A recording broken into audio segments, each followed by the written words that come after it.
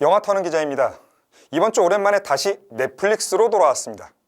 킹덤, 오징어 게임, 그리고 지옥에 이어 또다시 난리가 났습니다. 전 세계가 현재 들썩이고 있습니다.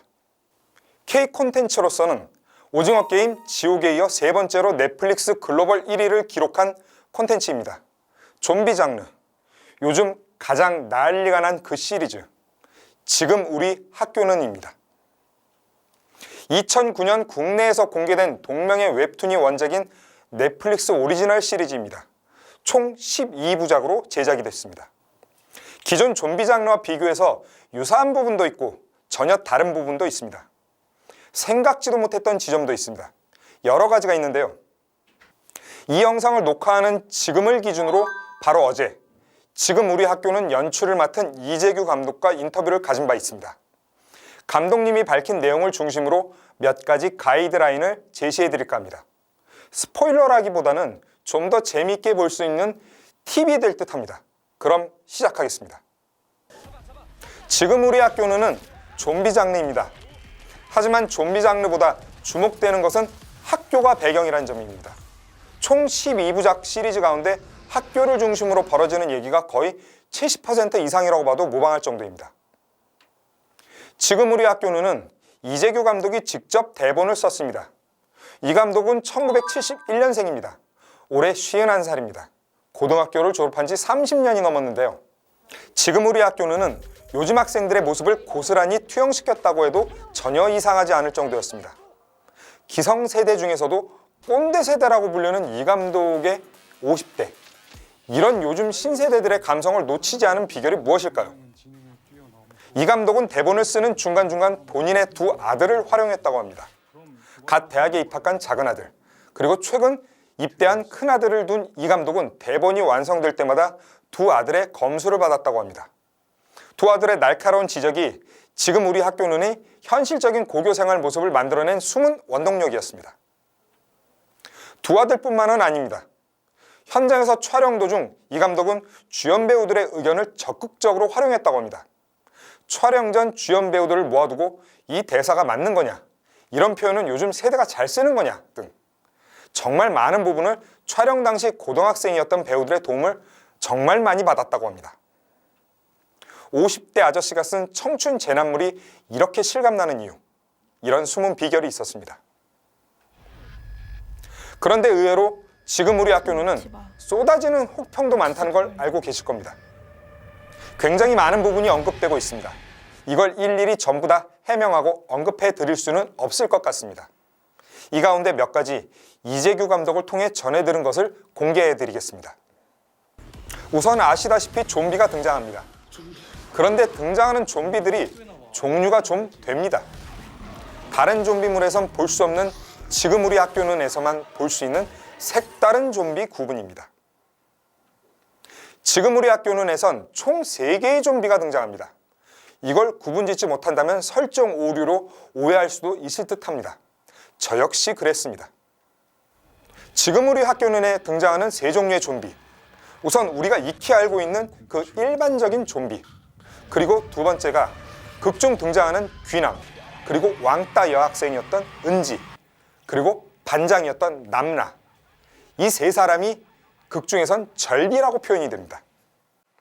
그런데 그럼 두 가지 아닌가요? 맞습니다. 이 두 가지.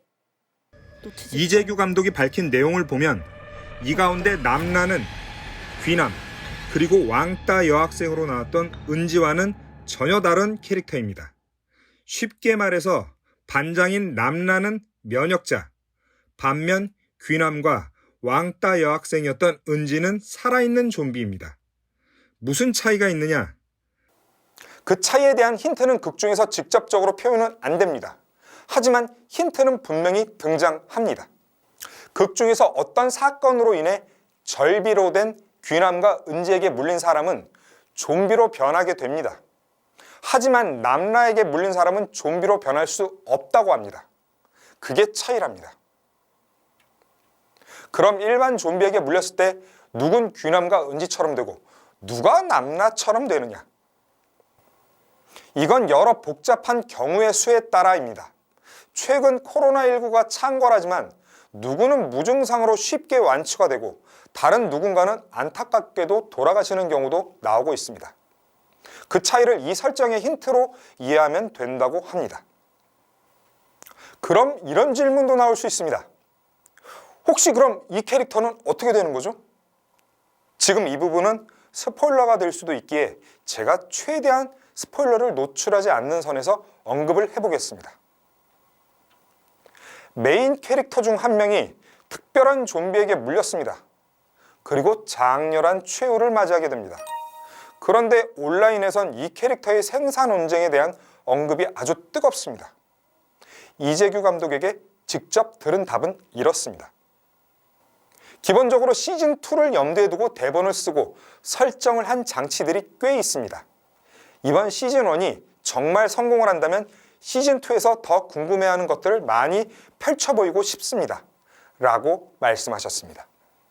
궁금해하셨던 부분에 대한 시원한 답변은 없었지만 반대로 어느 정도 짐작을 할 수 있는 부분은 아주 조금 채워지셨지 않을까 싶습니다. 참고로 이재규 감독이 밝힌 시즌1과 만약 제작이 된다면 그려질 시즌2의 밑그림은 이렇다고 합니다. 이번 시즌1이 인간들의 생존기라면 앞으로 이어질지 모를 시즌2는 좀비들의 생존기라고 합니다. 시즌1 마지막 장면에 남라가 보인 퍼포먼스가 아마 이에 대한 힌트이자 밑그림이 될 듯합니다. 이 외에 아마 이 부분이 제일 많은 비난을 받고 있는 듯합니다.